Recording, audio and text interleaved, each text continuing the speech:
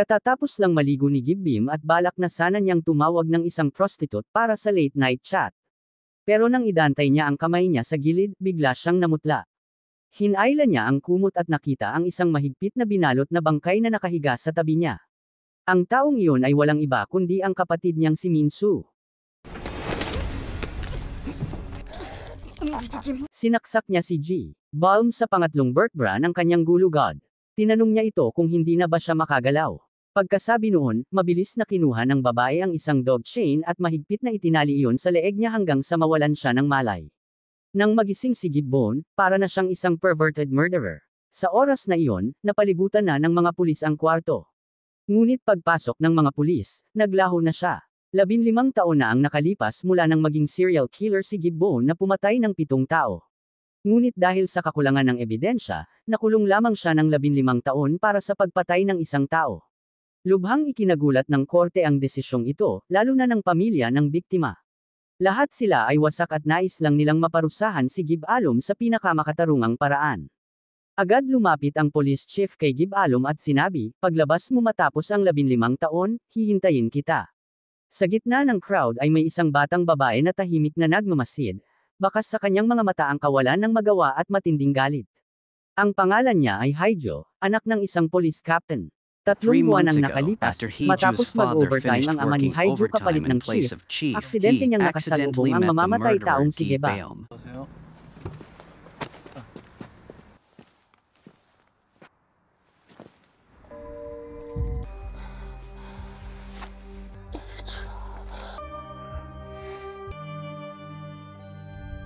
Pinilit niyang takpan ang sugat at gumapang pauwi para makita ang anak niya sa huling pagkakataon. Dahil kaarawan ng anak niya ngayon, nangako siyang i-celebrate ito kasama niya. Kinaumagahan, dinala ni Deong ang birthday cake para hanapin ang ama ni Haijo, ngunit hindi niya inakalang masasaksihan niya ang napakasakit na pangyayaring iyon. Hindi umiyak si Hio, kakaibang katahimikan at lamig ang makita sa kanyang mga mata. Para bang natutulog lang ang ama niya habang nakahiga sa kanyang mga bisig. Pagkaraan ng 15 taon, tumanda na rin ang chief. At ang una niyang ginawa nang tumanda siya ay maghintay sa gate ng kulungan. Hinintay niya ang paglabas ng mamamatay taong si Gibbim at binalaan itong mag-ingat sa labas. Sinabi rin ng chief na madali lang para sa kanya na maibalik si Gibbim sa kulungan. Si Deong naman ay captain na ngayon. At ang batang si Haijo noon ay ganap ng dalaga. Mabait siya at mahal ang musika. Palagi niyang iniisip ang sarili niyang tumutugtog ng violin sa entablado. Kapag may oras siya, pumupunta siya sa istasyon para mag-volunteer ng walang reklamo. Sa mga libreng sandali niya, umaakyat siya sa bubong at tinitingnan ng kanyang ina na nag-asawa muli sa hindi kalayuan, at napapangiti na lang siya sa sarili. Noong maliit pa si Haijo, iniwan siya at ang kanyang ama ng kanyang ina. Sa napakaraming taon, hindi niya kailanman natanggap ang pagmamahal ng kanyang ina. At ngayon, pati ang kaisa-isa niyang ama ay nawala na rin. Sa kabutihang palad, tinrato ng mga pulis sa istasyon si Haijo na parang munting prinsesa. Lahat sila'y nag-alaga at tumulong sa kanya. Tuwing sweldo nila, naglalaan sila ng maliit na bahagi para ibigay kay Haijo. Ganito sila sa loob ng 15 taon. Sa paningin ng lahat, mabuting bata si Haijo, ngunit hindi nila inakalang iyon ay isang pagkukunwari lamang. Simula nang mamatay ang kanyang ama, tuluyang namatay ang puso ni Haijo. Puot ang nag-alaga sa kanya sa loob ng 15 taon. Gusto niya ng paghihiganti anumang oras at kahit saan. Sa wakas, dumating ang pagkakataon niya. Kakakalabas lang ni Jay sa kulungan at dahil hindi siya nakapaglaro kasama ang mga babae ng maraming taon, sabik siyang tumawag ng mga babae. Makalipas ang 2 minuto, nagbihis ang babae at bumalik sa kotse. Nagreklamo siya sa broker na nakatagpo siya ng pervert ngayon. Hindi raw ito gumagamit ng totoong bagay, puro laruan lang ang gusto. Sinabi ng broker na pagbalik nila bibili siya ng painkillers para sa babae. Binugbog at sinigawan siya ng babae. Tingnan mo ang 2 lalaking umiihi. 죽을래? 네.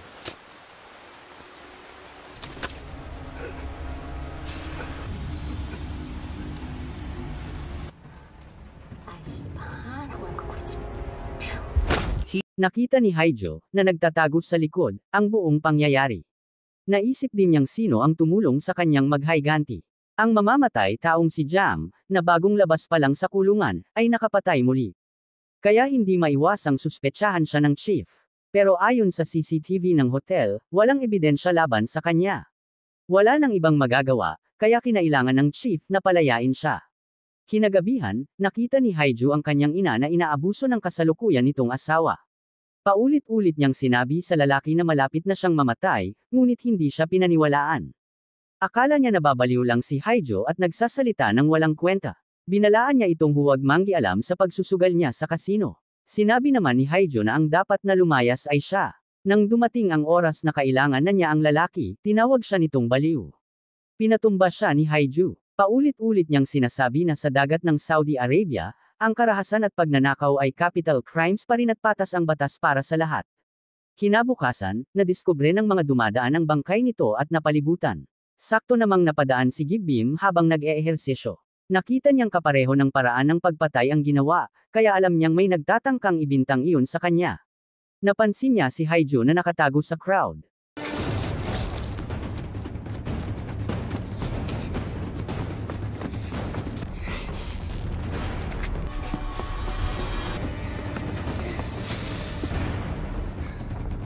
Naabot na ni Haiju ang layunin niya. Ang natitira ay para na sa mga pulis. Pagkalipas ng 2 araw mula sa paglaya ni Jay, 3 pagpatay ang naganap. Lubhang nag-alala si Chief ngunit wala pa ring nakukuhang ebidensya. Kaya wala siyang magawa. Ang unang umatake, mukhang nagkaroon ng alitan kay Haiju si J-Bomb. Nakita niyang pumalpak ang borrow a knife to kill plan, kaya naisip niyang siya na mismo ang kikilos. Ang lalaking ito ay si Minso, isang malupit na tao. Ang kutsilyo niya ay pumapatay ng aso at tao. Pumunta siya sa hotel kung saan nanunuluyan si GBM, ngunit nakapaghanda na si GBM.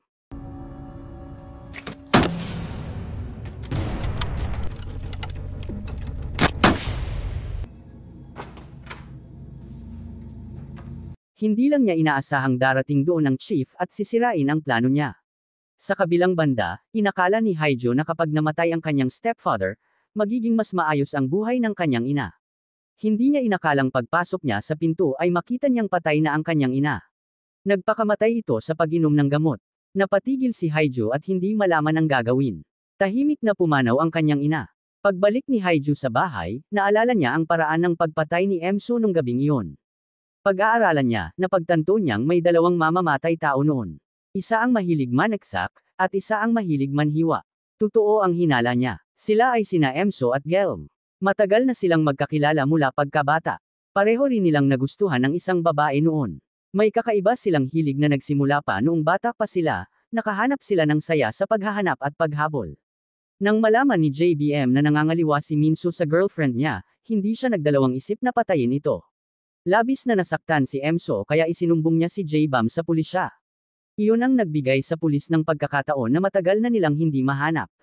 Samantala, sa istasyon, natagpuan ni Haiju ang file ni Minso.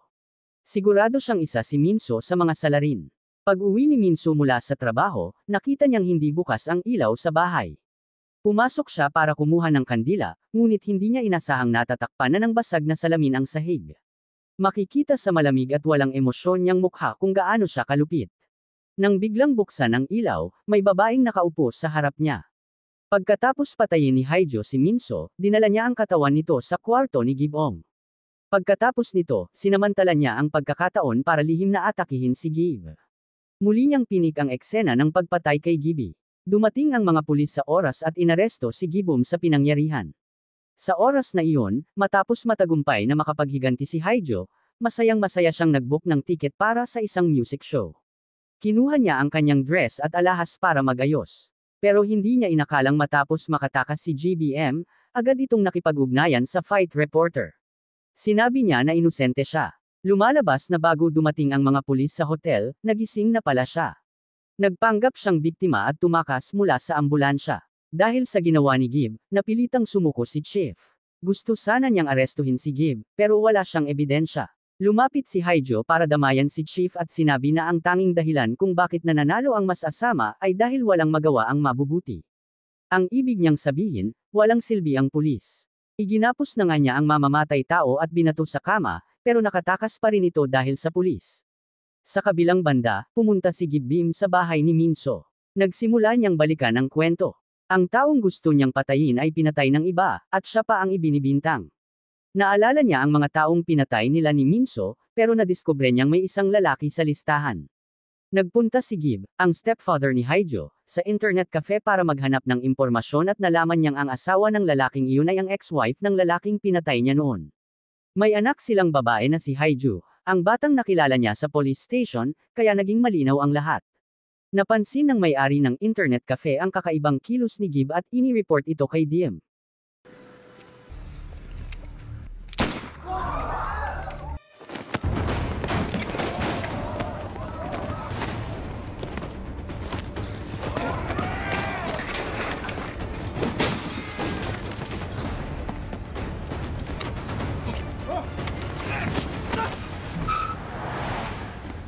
Hindi tumakas si Gib, sa halip ay minaneho niya ang police car pabalik sa istasyon. Nagpanggap siyang pulis at nakuha ang address ni Haiju. Si Haiju naman ay naghihintay din sa pagdating ni Gam, dahil naniniwala siyang kapag nalaman ni Gam ang katotohanan, tiyak na pupuntahan siya nito para maghayganti. At tama nga, dumating si Gibbim. Tinanong ni Hai kung ang mamamatay taong mahilig maneksak ay si Jam. Si Jam ang pumatay sa ama ni Haiju. Sinabi ni Game na mahusay ang deduction ability ni Haiju. Siyempre, dahil 15 taon niya itong hinintay. Ang pagharap kay GM ay unang hakbang ng plano ni Haiju. Layunin niyang ipaalam kay Chief ang lokasyon. Tumakbo siya at tinawagan si Chief, pagkatapos ay tumigil sa park at naglaro sa swings. Sinabi ni Gib kay Gib na naging ganito siya dahil sa kanya. Matapos iyon, nilagyan niya ng dog chain ang kanyang leeg. Para kay Haiju, ang tunay na paghihiganti para sa kanyang ama ay ang masentensyahan ng kamatayan si Gib ayon sa batas. Kaya kahit isakripisyo niya ang sarili, kailangan niyang ipasa kay Gib ang kasalanan ng pagpatay. Ngayon, lahat ng mga namatay ay ibinibintang kay Gib.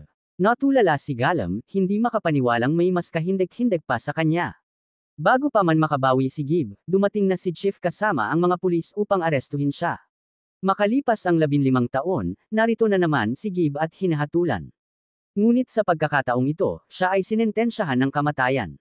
Pagkaraan ng maraming taon, unang beses na pumasok si Chief sa kwarto ni Haiju. Lantad ang mga sekreto sa lahat ng sulok ng kwarto.